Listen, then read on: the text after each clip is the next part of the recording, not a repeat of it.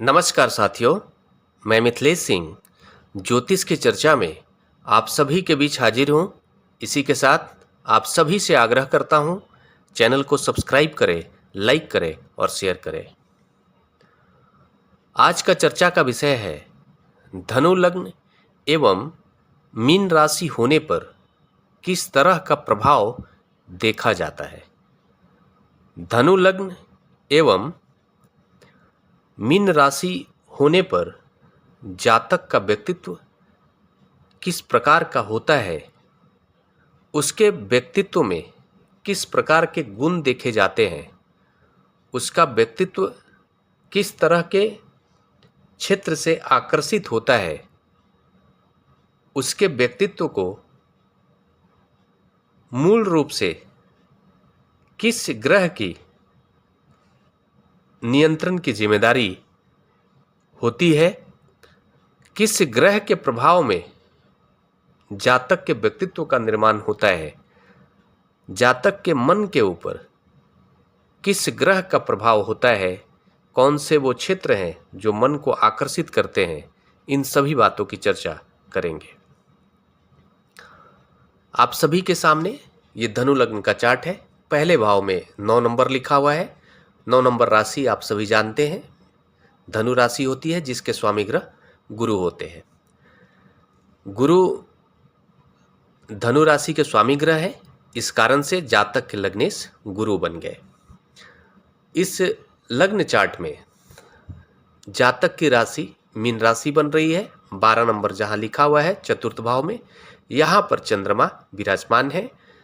12 number राशि mean राशि होती है और वहाँ पर चंद्रमा होने का मतलब है कि जातक की राशि मीन राशि हो गई। इस लग्न चार्ट में जो देखने को मिल रहा है कि जातक के राशि के स्वामी ग्रह भी गुरु है और लग्नेश भी गुरु है। धनु राशि एवं मीन राशि दोनों राशियों के स्वामी ग्रह गुरु होते हैं। इस कारण से हम ये कह सकते हैं कि जातक के व्यक्तित्व के निर्माण करने की जिम्मेदारी पूर्ण रूप से गुरु की हो गई।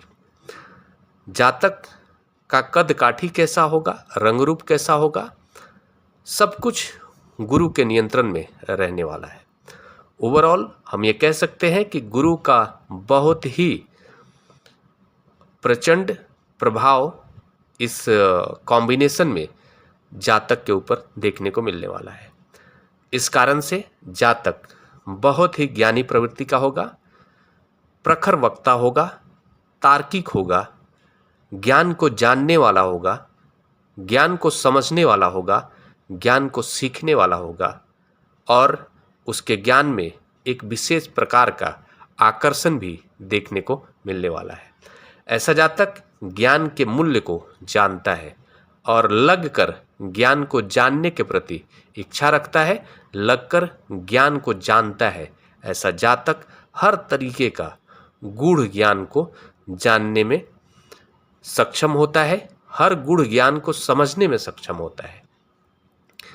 इस लग्न चार्ट में ये देखा जा रहा है कि लग्नेश गुरु है और राशि के भी स्वामी ग्रह गुरु है। मतलब आप ये मान सकते हैं कि ये जो कॉम्बिनेशन है, ये कॉम्बिनेशन में किसी तरह का राशि को लेकर और लग्न को लेकर विवाद की स्थिति नहीं है। एक बहुत ही अच्छा समानता है। समानता क्या, हम ये कह सकते हैं कि दोनों के ही स्वामी ग्रह गुरु हो गए तो किसी भी तरह का भिन्नता है ही नहीं। मतलब जातक का जो व्यक्तित्व सोचेगा वही मन सोचेगा। जिस क्षेत्र से जातक का व्यक्तित्व आकर्षित होगा उसी क्षेत्र से जातक का मन आकर्षित होगा। एक द्वंद्व की एक स्थिति जो बनती है व्यक्तित्व और मन के बीच में, वो नहीं रह जाएगी। तो ये एक बहुत ही अच्छी बात है। इस कारण से क्या होता है कि जातक किसी भी विषय पर फैसला करने में सक्षम होता है और बिना किसी संकोच के, बिना किसी हम ये कह सकते हैं कि बिना किसी संकोच के, या फिर ये कह सकते हैं कि बिना किसी कन्फ्यूजन के जातक किसी भी विषय में फैसला आसानी से ले लेता है कि करना क्या है। नहीं तो जातक का राशि अगर कोई ऐसा राशि हो जो लग्नेश के बिल्कुल शत्रु हो, उस कंडीशन में क्या होता है कि जातक का व्यक्तित्व कुछ और सोचता है और मन कुछ और सोचता है। उस कारण से एक कन्फ्यूजन क्रिएट होता है और जातक जल्दी से किसी मामले में फैसला नहीं ले पाता है। यहाँ पर जातक के लग्नेश भी गुरु हैं और राशि के भी स्वामी ग्रह गुरु हैं। दूसरी बात ये देखा जा रहा है कि इस लग्न चार्ट में मीन राशि बन रही है चतुर्थ भाव में। चतुर्थ भाव जनता का भाव, चतुर्थ भाव सुख का भाव, चतुर्थ भाव लग्जरी लाइफ को रिप्रेजेंट करता है और माता का भी भाव है। तो इस कारण से हम ये कह सकते हैं कि चंद्रमा ऑलरेडी चतुर्थ भाव में जाकर बैठा हुआ है, तो जातक के मन पर माता का विशेष प्रभाव रहने वाला है। जातक माता से अटूट स्नेह रखने वाला है। जनता के ऊपर जातक का जो प्रभाव होगा उसके वक्तव्य का बहुत ही विशेष और सकारात्मक रहेगा। लोग उसको गुरु की तरह मानेंगे। और दूसरा हम यह भी कह सकते हैं कि जातक अपने ज्ञान का उपयोग पूर्ण रूप से अपने लग्जरी लाइफ को बढ़ाने के लिए करने वाला है, या फिर ऐसा भी कह सकते हैं कि इस कंडीशन में जातक लग्जरी लाइफ को जीने के प्रति बहुत ही इच्छा रखने वाला होता है और उसको बहुत हद तक प्रयास करता है, सफल भी होता है। यहाँ पर यह भी एक कॉम्बिनेशन देखने को मिल रहा है कि चंद्रमा अष्टम भाव के स्वामी ग्रह है। आप देख रहे हैं अष्टम भाव में 4 नंबर लिखा हुआ है। अष्टम भाव के स्वामी ग्रह होकर चंद्रमा अपने से 1 2 3 4 5 6 7 8 9 अपने से नवम भाव में जाकर विराजमान है चंद्रमा, और चंद्रमा अष्टम भाव के स्वामी ग्रह है।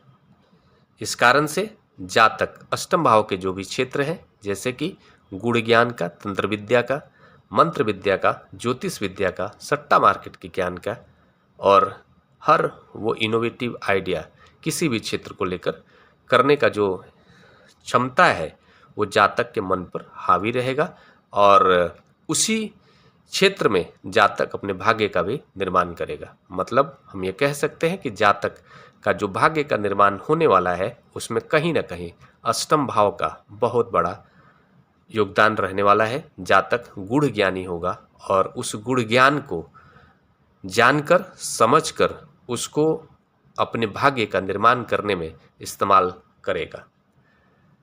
यहाँ पर चंद्रमा की स्थिति 4th हाउस में बैठना यह भी बताता है कि घर के अंदर शांति का माहौल रहने वाला है। चंद्रमा शीतलता के कारक है, तो घर के अंदर शीतल समभाव देखने को मिलने वाला है, एक शांत वातावरण देखने को मिलने वाला है।